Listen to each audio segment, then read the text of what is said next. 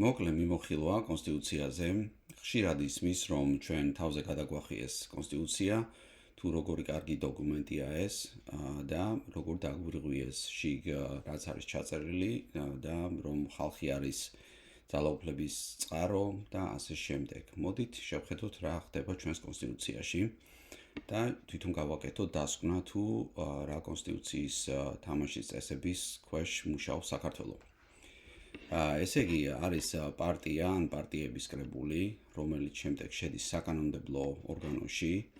ეს საკანონმდებლო ორგანო მოდის არჩევნების სახით, არჩევნების საშუალებით, ან არჩევნები ტარდება პარტიების ნაციონალური დონის დახურული სიებით. დახურული სიები ნიშნავს, რომ პარტიის ლიდერები თვითონ ირჩევენ იმ პარტიის წევრებს, რომლებიც ამ სიებში იქნებიან. და შემდეგ ლოიალობის ხაზით კეთდება ეს იერარქია, რომ ეს ადამიანები, რომლებიც პარტიის სიაში იქნებიან, იყვნენ ლიდერის ლოიალური, ან რაღაც მოიტანონ შემატონ პარტიას და ასე შემდეგ და შესაბამისად იმის ილუზია, რომ ისინი ხალხის ნებას რაღაცნაირად შეასრულებენ, არის საკმაოდ არარაციონალური. სიის შედგენა ხდება ცენტრიდან და რეგიონებს თუ მუნიციპალიტეტებს ანუ ცენტრალიზებულია პარტიული სისტემა. შემდეგ საკანონმდებლო რომ შედგება, მერე როგორც დემოკრატიას უნდა ახასიათებდეს, უნდა იყოს ის ჩამოშორებული აღმასრულებელს, სასამართლოს და არჩევნებს რაღაცა დოზით, რომ ნამდვილად აღსრულდეს დემოკრატიის ის პრინციპები, რაც ფრთებს შორის ძალაუფლების გაყოფას მოიცავს. მოდით შევხედოთ ახლა აღმასრულებელ შტოს. რა ხდება აქ? აქ არის პრეზიდენტის ინსტიტუტი და პრემიერი. პრეზიდენტი, როგორც იცით, კოლეგიის მიერ ირჩევა, ძირითადად ეს არის პარლამენტი და შემდეგ თვითმმართველობის ნაწილები და ავტონომიური რესპუბლიკებიდან. და პრინციპში პირდაპირ წარმოადგენს დამოუკიდებელ ორგანოს საკანონმდებლოზე. შემდეგ არის პრემიერი, ნომინირდება გამარჯვებული პარტიის მიერ, ისევ ამ პარტიასთან მივდივართ. შემდეგ წარმოადგენს პროგრამას და თავის არჩეულ მინისტრებს და მტკიცდება პარლამენტის წევრთა უმრავლესობით. ანუ გამოდის, რომ აღმასრულებელი მთლიანად საკანონმდებლოს დაქვემდებარებაშია. შემდეგ გადავიდეთ სასამართლოზე, რომ საუბრობენ უსამართლო სასამართლო და თან მიატანენ ხოლმე, რომ რა კარგი კონსტიტუცია გვაქვს. აბა შევხედოთ კონსტიტუციაში რა წერია ამის შესახებ. საკონსტიტუციო სასამართლო, საქართველოში საკონსტიტუციო და უზენაესი გაცალკევებულია, არის მთელი რიგი ქვეყნებისაც ესე არ არის. საკონსტიტუციაში ყავს 9 მოსამართლე, ეს არის 3 ირჩევა პრეზიდენტის მიერ, რომელიც საკანონმდებლოს ექვემდებარება პრეზიდენტი, როგორც ვთქვით. საკანონმდებლო ირჩევს 3-ს და უზენაეს სასამართლო ირჩევს კიდევ 3-ს. ანუ უმრავლესობა აქ ისევ საკანონმდებლობითი არის დანიშნული. და ეს უზენაესი ვინ არის? უზენაეს სასამართლო არის არანაკლებ 28 მოსამართლე. ურად რა წერია? არანაკლებ. არანაკლებ ნიშნავს, რომ შეიძლება იყოს 28-ზე მეტი. ანუ შეიძლება აქ განხორციელდეს ეგრეთ წოდებული court packing, როდესაც მოსამართლეების დამატება შეიძლება მოხდეს ამ საერთო ციფრზე 28-ზევით და ამან გადაწონოს ან იქით ან აქეთ საერთო სასამართლოს ნება და სურვილი. ნომინაცია ხდება იუსტიციის საბჭოს მიერ, ამასაც ვიტყვით რა არის ეს იუსტიციის საბჭო. შემდეგ დამტკიცდება საკანონმდებლოს უმრავლესობით, ისევ საკანონმდებლოში და პარლამენტში მივდივართ და გადაყენება არის საკონსტიტუციო სასამართლოს თანხმობით და პარლამენტის უმრავლესობით. ანუ ყველანაირად დამოკიდებულია საკანონმდებლოზე ეს უზენაესი სასამართლოც. ეხლა იუსტიციის საბჭო რა არის? აქ შედის 15 წევრი, ერთ ნიშნავს პრეზიდენტი, ერთი არის აი ამ უზენაესის თავმჯდომარე და არანაკლებ 8-ს ირჩევენ ქვედა მოსამართლეები, ჩვეულებრივი ქვედა მოსამართლეები, რომლებიც ინიშნებიან იუსტიციის საბჭოს მიერ. ანუ იუსტიციის საბჭოს ვინც ირჩევს მოსამართლეებად, ის მოსამართლეები ირჩევენ იუსტიციის საბჭოს წევრებს, ანუ ერთმანეთს ირჩევენ ესენი. და დანარჩენს კიდევ ნიშნავს პარლამენტი. შემდეგ რა ხდება აქეთ არჩევნები. ანუ ეს სასამართლო სისტემა ძალიან გადასარევია, რომ ამბობენ, რომ რა კარგი კონსტიტუცია გვაქვს და გადაგვახიეს თავზე. არანაირი გადახვევა თავზე არ ჭირდება ამას, მშვენივრად წერია იქ რაც აი ამ პარტიულ ელიტებს ჭირდებათ. შემდეგ არის არჩევნები. არჩევნებში რა ხდება? CESCO ფორმირდება ორგანული კანონის მიხედვით, ან რომელიც ორგანული კანონი არის გატანილი კონსტიტუციიდან და იმ კანონში შემდეგ რასაც ჩაწერენ ისევ პარლამენტის უმრავლესობით, შემდეგ ის გახდება CESCO-ს ფორმირების წესი. რა გამოდის, რომ თუ ეს კონსტიტუციაში არ წერია, ის ძირითადი ნაწილები როგორ უნდა იყოს ჩატარდეს არჩევნები და გატანილია ჩვეულებრივ კანონმდებლობაში, მაშინ საკანონმდებლო იღებს ამის გადაწყვეტილებას და გამოდის რა? საკანონმდებლო აწესებს იმ წესებს, თუ თვითონ საკანონმდებლო როგორ უნდა აერჩიონ. ძალიან მაგარია, ხო? და გამოდის რა? აი ეს მთელი შეფუთვა, ეს ბიუროკრატიული ფასადი აძლევს გაправებას, ანუ ლეგიტიმაციას ამ პარტიებს, რომ მართონ ხალხი. ეს არის მხარები და ხალხი და ახლა ვიტყვი დეცენტრალიზაციის ნაწილზეც, რომელიც ძალიან მნიშვნელოვანი ნაწილია იმისთვის, რომ დემოკრატია განხორციელდეს და დაცული იყოს ავტოკრატიული შეტევებისგან და დემოკრატიული ბექსლაიდინგისგან. და რა ხდება ახლა ჩვენთან აქ? ფასადური დეცენტრალიზაცია გვაქვს აბსოლუტური. ნუ გასაგებია, რომ გარე პოლიტიკა და თავდაცვა უნდა იყოს ცენტრის ვალდებულება, მაგრამ დანარჩენებს რაც შეეხება, უყურეთ რა ხდება. კანონმდებლობას რეალურად ვერ იღებენ. ადამიანის უფლებები შელახვადია და ზევიდან არის კონტროლებული, რომ კანონმდებლობა მის შესახებ ზევიდან იმართება. შრომის კოდექსი ასევე ზევიდან იმართება იმისთვის, რომ ადამიანებს არ ქონდეს იმის შეგრძნება, რომ თავის გარემოში წესების მიხედვით დაიქირავებენ ან გაუშვებენ სამსახურიდან და უნდა იყოს ეს განსაკუთრებით ეხება მასწავლებლებს და ასე შემდეგ, რომ შრომის კოდექსი იყოს ცენტრალიზებული. შემდეგ არის პოლიცია, უშიშროება, სასჯელ აღსრულება, ესეც აბსოლუტურად ცენტრალიზებულია და ხალხს ბორკილები ადევს უკვე ლეგიტიმურად. შემდეგ არის ეკონომიკა, ფინანსები, გადასახადები, ვაჭრობა, ამაშიც არ შეუძლიათ მუნიციპალიტეტებს მნიშვნელოვანი მონაწილეობა მიიღონ და განავითარონ თავისი მხარეები, იმის დამიხევით თუ რა პრიორიტეტები აქვთ. და შემდეგ არის ინფრასტრუქტურა, კომუნიკაციები, ტრანსპორტი, ასე რომ შეუძლია ცენტრს დააგოს ძალიან ისეთი ხიდი, რომელიც ხვალ ჩაინგრევა და თავიდან ისევ გასაკეთებელი იქნება, რადგან ადგილობრივებმა თავისი ფინანსური შემოსავალი ამისთვის არ გაიღეს და თვითონ არ დააკონტროლეს თუ როგორი ხარისხის სკოლა აშენდება თუ გზა და ასე შემდეგ. შემდეგ არის მიწების, წყლების, მინერალების კანონმდებლობა. მიწები ცენტრალიზებულია, ანუ შეიძლება იყოს დასახლება, ქალაქი და ასე შემდეგ და სადაც ხალხი ცხოვრობს, ვითომ მათ აქვთ იქ რაღაც თავისუფლებები, მაგრამ როგორც კი გარეთ გახვალ, ყველაფერი ხდება ცენტრალიზებული და ამიტომ არის ხოლმე იქ, რომ რაღაც აქ საბადოა, აქ კანიონია, აქ ის ხდება და კანონმდებლობა იმ სოფლებს და ქალაქებს, რომლებიც მის გარშემო ცხოვრობს, ხომ, ასეთი ღირსშესანიშნავი ადგილების გარშემო არ აძლევს წვდომას, რომ რაიმე ზეგავლენა მოახდინოს, რადგან ეს ყველაფერი ცენტრალიზებულია. ჯანდაცვას ასევე ცენტრალიზებულია და დიდ ანუ რომელ წამლებს ვიღებთ ჩვენ, საიდან შეგვიძლია შემოვიტანოთ, რა იქნება მათი რეგულაცია და ასე შემდეგ, ესე ცენტრია და ფინანსებთან არის დაკავშირებული.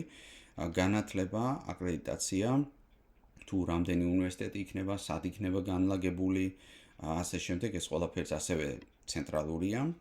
გარემოს დაცვა, თუ არ დაცვა, სტატისტიკა, ეს ბოლო რეესტრი რომ შედგა, დიდი ეჭვებია, რომ რა წერიაში შეიძლება, რომ ეს ცდარი იყოს და ასევე სტატისტიკა მნიშვნელოვანია, იმიტომ რომ თუ სტატისტიკა ცენტრალიზებულია, მაშინ ცენტრს შეუძლია მისი მანიპულირება თეორიულად და სტანდარტები. აი ასეთ და კიდევ რაც აქ არ მიწერია, მაგრამ მინდა ვახსენო, ეს არის პირდაპირ დემოკრატიის ელემენტები, რომლებიც აღუსრულებადია, რომელიც პრინციპში კი წერია კონსტიტუციაში, რომ რეფერენდუმი, პლებისციტი ასე შემდეგ, მაგრამ ისევ ამ მოთხოვნამ უნდა გაიაროს საკანონმდებლოს ხაზით. შესაბამისად, მათ შეუძლიათ, რომ გამოცენ კანონი, რომელიც რომ რეფერენდუმის და პლებისციტის კანონმდებლობას ცვლის კონსტიტუციის გარეთ და ასეთნაირად შეზღუდონ ეს უფლება, რომელიც კონსტიტუციაში ასე ლაღად წერია. ასე რომ ამას როგორც ხედავთ, შემდეგ ნაწილზეც გადავალთ ახლა, მაგრამ ასე რომ ჩვენი კონსტიტუცია უცხოპლანეტელებს არ შეუდგენიათ, როგორც ხედავთ, ისევ ამ ელიტ-პარტიული ელემენტების ნაწარმია და სწორედ იმისთვის, რომ აი ესეთი ბიუროკრატულად შეფუთული ვითომ დემოკრატია დემოკრატიის საშუალებით იძალადონ მხარეებზე და არასდროს არ გადასცენ მათ რაიმე თავისუფლებები. ეხლა რა უნდა მოხდეს, ხო? დემოკრატიის ხარისხის ასაწევად პარტიებს მოუწევთ მათი ძალაუფლების ხალხისთვის დათმობა. და ისმის შეკითხვა, ანუ ეს ხო თქვით, რომ მთელი ბიუროკრატიული ნაწილი არის შეფუთული იმისთვის პარტიების და პარტიული კოალიციების თუ რაღაც შეთანხმებების უკან, იმისთვის, რომ მოხდეს ამისი კონტროლი, ხალხის კონტროლი, ხო?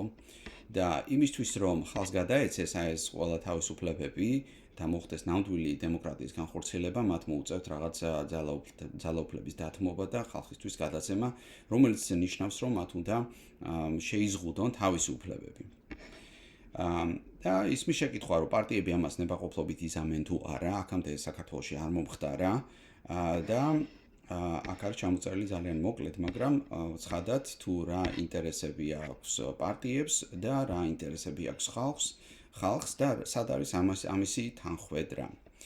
აქეთ მარცხენა სვეტში არის მდგრადი დემოკრატიის პრინციპები, ანუ anti-playbook, ავტოკრატიული backsliding-ის, ანუ დემოკრატიული backsliding-ის საწინააღმდეგოდ რა უნდა გაკეთდეს. აქეთ შუაში არის საქართველოს პარტიული ინტერესების შედეგი, ნუ რა გვაქვს ახლა დღეს და ეს არის თუ მართლა გვინდა დემოკრატია რა უნდა გაკეთდეს და ამ სვეტში შემდეგ დავაკვირდეთ რამდენად უნდათ ან მოისურვებდნენ პარტიებს რომ ეს განეხორციელებინათ. მაგალითად, შტოებს შორის ძალთა გაყოფა. ჩვენ ხო ვთქვით, რომ როგორც ზევით ნახეთ კონსტიტუციურად ეს გაწერილია, რომ ეს ასე არ მოხდეს და იყოს ცენტრალიზებული. ეს არის ფასადური პარლამენტის და პარტიული კონტროლის ქვეშ საქართველოს დღევანდელი სიტუაცია და გასაკეთებელი რაც იქნება, ეს არის კონსტიტუციური ცვლილება, რომელიც დათმობს პარტიულ კონტროლს, გარანტირებული პლურალიზმი ჩამოყალიბდება პარტიებს შორის და ნამდვილი ძალაუფლების გამიჯვნა მოხდება ამ შტოებს შორის. აწყობს ეს ახლა ელიტურ პარტიებს, აბა დავფიქრდეთ. შემდეგ არის დამოუკიდებელი სასამართლო, სუსტით ცენტრალიზებული, დამოუკიდებულია პარლამენტზე, ანუ სასამართლო შეიძლება იყოს დეცენტრალიზებულიც და არ იყოს პარლამენტზე დამოუკიდებული და რა გამოვა ამის შედეგი რა იქნება პარტიებისთვის. ეს იქნება სასამართლო შეუძლია, რომ დანარჩენი შტოების წევრები გაასამართლოს და სამართლიანი სასამართლო გახდეს და ეს არის თვითონ წარმოადგენს უკვე თავის ტკივილს იმის რომელიმე ელიტური პარტიისთვის ან მათი შეთანხმებისთვის იმისთვის რომ განახორციელონ ხალხზე ზეწოლა. შემდეგ არის თავისუფალი არჩევნები, ეს არის ცენტრალიზებული, დამოკიდებულია პარლამენტზე, ეს არის დღევანდელი სიტუაცია და თუ თქვათ მოხდება ცესკოს გაუქმება და საარჩევნო სისტემის განზავება და დეცენტრალიზაცია სხვადასხვა მხარეებში, როგორც სხვა ბევრ ქვეყანაში ასეა მოწყობილი დემოკრატიები, მაშინ არჩევნების შედეგი ხდება დაუგეგმავი. და ესეც წარმოადგენს შიშის ელემენტს, რომ როგორც ჩვენ შეგვიძლია გადაგვირჩიოს ხალხმა. შემდეგ არის დამოუკიდებელი აღმასრულებელი, ეხლა დამოუკიდებულია პარლამენტზე და თუ იქნება ის პირდაპირ არჩევნებით მოსული, ან შეიძლება ერთი არ იყოს, ან საბჭო იყოს ამისი, შემდეგ ხდება ეს გაუთვალისწინებელი კიდევ ერთი ელემენტი პარტიებისთვის, რომელიც მათ უნდა რაღაცნაირად აკონტროლონ, საბოტაჟი გაუკეთონ, ან ეს სისტემა არ უნდა დაინერგოს იმისთვის, რომ გაუთვალისწინებელი ელემენტი, რომელიც არის ერთ-ერთი შტო, მათზე დამოუკიდებელი რომ არ გახდეს. ესეც არ აწყობს ამ პარტიულ ელემენტებს, როგორც ხედავთ.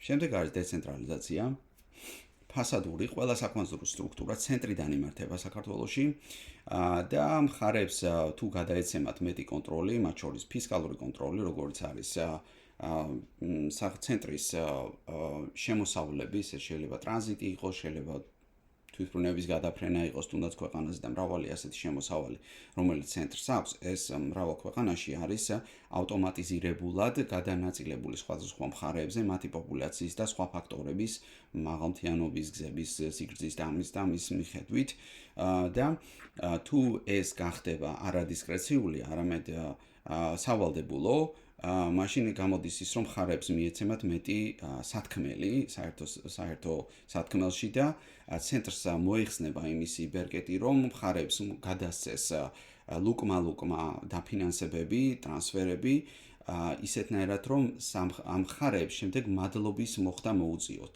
და დეცენტრალიზაციაში რაც ხდება დღესდღეობით საქართველოში ის არის რომ ხალხსაც კი უწევს ისეთი პიროვნებების არჩევა, რომელიც ცენტრთან არის კარგად დაკავშირებული, დაახლოვებული იმისთვის რომ არ შეიქმნას ესეთი გაყოფა ცენტრსა და მხარეებს შორის, რომ შემდეგ ცენტრმა მოისურვოს რომ რაღაც დაფინანსებები არ გამოუყოს. შესაბამისად დაახლოვებული ადამიანები მოდიან რეგიონ მუნიციპალურ მთავრობაში. შემდეგ არის მედია.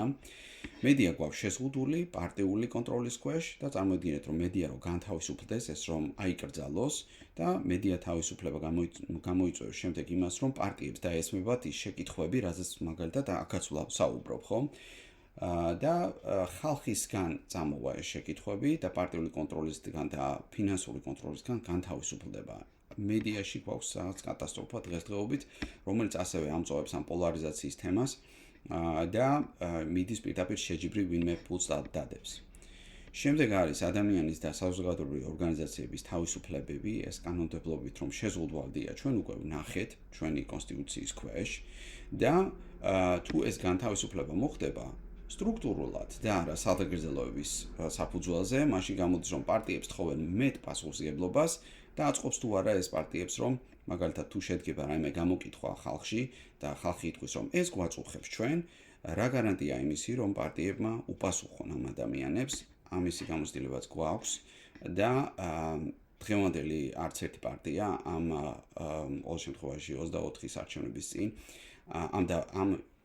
ამ დემოკრატიულ მინიმუმსაც არ ასრულებს. შემდეგი არის თვითონ პარტიები, დღევანდელი პარტიები, როგორც ავწერ ზევით არის ცენტრალიზებული, ექვემდებარება მკაცრ ზევიდან ქვევით კონტროლს და ახალ სისტემაში პარტიები იქნებიან ან დეცენტრალიზებული, ან რაღაც მექანიზმი იქნება ჩადებული, არის ამისი რამოდენიმე მოდელი, რომ პლურალიზმი პარლამენტში იქნება თუ სხვა ტიპის საკანონმდებლო სტრუქტურაში იყოს გარანტირებული. და შემდეგ გადავდივართ თეორიული სიტუაცია მოვიდა მერე, ანუ ჩვენ კონსტიტუცია ასევე დავტოვეთ, თქვათ, ამ პირველ ორ სცენარში შეუცვლელად და ანუ ეს თამაშის წესები არ შევცვალეთ, თუ როგორ უნდა იყოს გადანაწილებული ძალაუფლება ჰორიზონტალურად და ვერტიკალურად იმ გრაფაში რაც ზევით მე მოგახსენეთ, დავტოვეთ იგივე და ველოდებით ახლა რა განვითარდება. სცენარი 1. მოსული პარტიები ნებაყოფლობით გადაცემენ ძალაუფლებას ხალხს, ცვლიან კონსტიტუციას ხალხის დაკვეთის მიხედვით, აი ესე დაახლოებით როგორც მე ვთქვი, ან რაღაცა ნაწილი მაინც და მყარი დემოკრატიული პრინციპებით მივდივართ წინ. ეხლა ჩვენ ხო ვისაუბრეთ იმაზე, რომ ხალხის ინტერესები რა არის, პარტიის ინტერესები რა არის და აქედან გამომდინარე ის პუნქტები, რაც ზევით იყო ჩამოთვლილი, პარტიების ინტერესებში არ შედის, რომ განახორციელონ და ეს საქართველოში აქამდე არასდროს არ მომხდარა და დიდი ალბათობით პარტიები ამ ძალაუფლებას ხელიდან არ გაუშვებენ ნებაყოფლობით. შემდეგ არის სცენარი 2, რომელიც ხშირად მომხდარა და სავარაუდოდ კიდევ ასეთ წრეზე წავალ ჩვენ. ეს არის პარტიები ერთმანეთში იყოფენ ძალაუფლებას, ანუ მათ ურჩევნიათ ერთმანეთში დაალაგდნენ ან რომს არ დაალაგდნენ, რაღაცნაირად თან აიცხოვრონ და ხალხს არ გასცენ პასუხი, იმიტომ რომ ხალხს უფრო მეტი მოთხოვნები აქვთ მათთან და მეტი ვალდებულებები ვიდრე სხვა პარტიებს. ისინი იყოფენ ერთმანეთში ძალაუფლებას და თავიდან იწყება ესე თქვა ფასადური დემოკრატია, როგორც თავიდან ნორმალურად იწყება ყველაფერი, მაგრამ წესებში წერია, რომ თუ დაჭირდებათ და მათ აუცილებლად დაჭირდებათ ეს, რომ მოუჭირონ ისევ აღვირს და თავიდან დაიწყოს ესეთ დემოკრატიული უკუსვლა, რომელიც გაწერილი იქნება და ამის თავისუფლებები მათ თავიდანვე იქნებათ კონსტიტუციაში. და წავა ესე თქვა ევროკავშირისგან აჩქარებული სვლა ვითომ და შემდეგ ისევ იმედგაცრუება. ახლა მინდა კიდევ იმ 9 პუნქტზე ვისაუბრო, რაც ევროკავშირს ჩვენთვის დავალებული რომ ესე მოიქეცითო, ის არის გამოსავალი, რომ მათ უნდათ რომ აი ამ მიზანს მიაღწიეთ თუ რა შეფუთვაში იქნება, რომელ კონსტიტუციურ მოდელში იქნება ეს გაკეთებული, მაგის დავალებას ისინი ჩვენ ვერ მოგცემენ. იმიტომ რომ ეს ქვეყანა ჩვენია და ჩვენი დასალაგებელია. მაგრამ იმის დამიხევით, რომ შევთავაზოთ ეს 9 პუნქტი შესრულებული, ხო? მაინც ეს გარანტიას არ იძლევა, რომ ჩვენ გვექნება მყარი დემოკრატია აგებული იმ კონსტიტუციურ მოდელზე, რომელიც ახლა გვაქვს და ისინი ამას აუცილებლად დაინახავენ და მათ არანაირად არ უნდათ, რომ ახალი თურქეთი ან უნგრეთი შეიყვანონ ევროკავშირის ნაწილში. ამიტომ სანამ ჩვენ ამ კონსტიტუციის მოდელს არ მივხედავთ და ძალაუფლების განაწილებას არ განვახორციელებთ ჰორიზონტალურად და ვერტიკალურად, ჩვენ ამ 9 პუნქტის და მიუხედავად ევროკავშირში შესulis პერსპექტივა საერთოდ არ გვაქვს. და ეს გაგვივლია უკვე როგორც თქვით და სცენარი მესამე. საზოგადოება ანალიზებს, რომ მერე იქნება გვიან და აპარტიულად აყალიბებს თამაშის ახალ წესებს. ჩვენ უნდა შევსვალოთ დემოკრატიის კონსტიტუციის სტრუქტურა და გადავიყვანოთ ის ნამდვილ დემოკრატიულ რელსებზე და ამისთვის არ გვჭირდება პარტიები. პირიქით, ისინი ხელს შეგვიშლიან ამ იმაში, რადგან არ შეიძლება რომ მოთამაშეებს მივცემთ თამაშის დაწესების წესები. ეს ხალხმა უნდა გააკეთოს, ეს იქნება როგორც დამფუძნებელი კრება ხალხის აპარტიული ელემენტების და შემდეგ ამ framework-ში, ამ ჩარჩოში შემოვლენ შემდეგ პარტიები და ითამაშებენ იმ როლს, რაც ხალხის მიერ იქნება გაწერილი. რა სარგებლობა ამ მიდგომაში, ამ მესამე სცენარში ეს წარმოადგენს ახალ კონსტიტუციურ მოდელს, მოდern მოდელებს, სადაც ინდივიდი დაინახავს თავის თავს, როგორც სამართლიანი სახელმწიფოს ნაწილს. ეს არ იქნება შიშზე დამყარებული კამპანია, ეს იქნება დადებითი კამპანია და იქნება ახსნა-განმარტება ხალხისთვის თუ რატომ არის ეს ცვლილება წინა ციკლებისგან განსხვავებული, აი ამ შუა ვარიანტზეა საუბარი.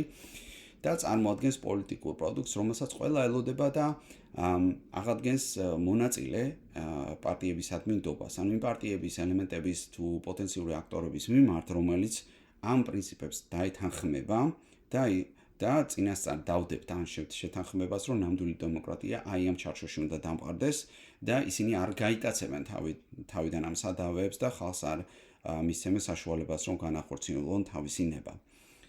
ეს გეგმა გაზდის საზოგადოებრივ მომავლის იმედს, ერთობას და ბრძოლის უნარიანობას და ჩემი აზრით ეს გასაკეთებელია უკვე დღეს. მუშაობს ამაზე გუნდები და თუ დაინტერესებული ხართ ამ თემით, ან ხართ კონსტიტუციონალისტი, რომელიც ანალიზებთ ამ მექანიზმების სირთულეს თუ სიოლეს თუ აუცილებლობას რომ შეიცვალოს, ეს არ არის აქ რამე rocket science ამაში, აქმადია ყველაფერი, შემოგვიერთით და ერთად ვიმსჯელოთ ამაზე. გამშვიდობებით და ველოდებით თქვენს შესწორებებს, კომენტარებს და კონსტრუქციულ საუბარს.